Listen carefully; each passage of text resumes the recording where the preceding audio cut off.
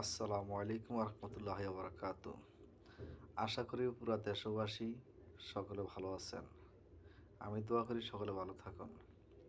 এই যে সামনে যে জাতীয় নির্বাচন আসতেছে, সরকার যারা নাকি প্রবাস থাকে তাদের জন্য সুযোগ সুবিধা করে দিছে যাতে তারা অনলাইনে যত ভোট দিতে পারে। তবে আমি এখানে বলতে চাই, আমরা যারা বাংলাদেশে আছি, আমরা হোটেল শ্রমিক, যারা রেস্টুরেন্ট চাকরি করি, চাকরিজীবী, তারা কিভাবে এই জাতীয় নির্বাচনে ভোট প্রয়োগ করবে, মানে কিভাবে ভোট দিবে? কারণ হোটেল তো কোনো বন্ধ ঘোষণা দেওয়া হয় নাই।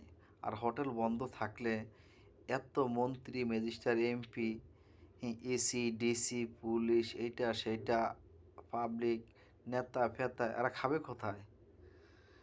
এরা কোথায় খাবে যদি হোটেল বন্ধ করে দেয়?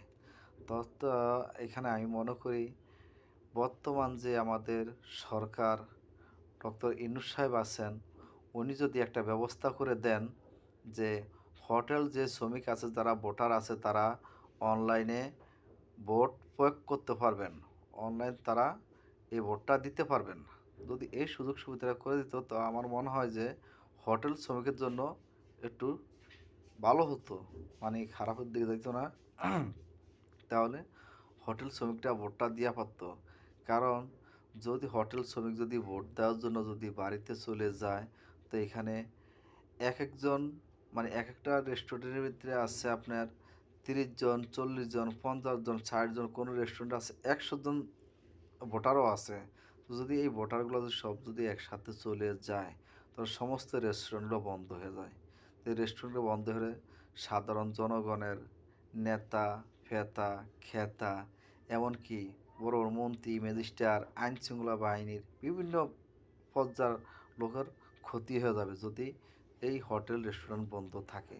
তাই আমি মনে করি এই হোটেল রেস্টুরেন্ট চালু থাকবে, এমনকি অনলাইনে ভোটের ব্যবস্থা দিলে সাধারণ এই স্টাফের জন্য, এই হোটেল শ্রমিকের জন্য একটু সুযোগ সুবিধা বেড়ে যাবে, অনলাইনে ভোটটা দিতে পারবে।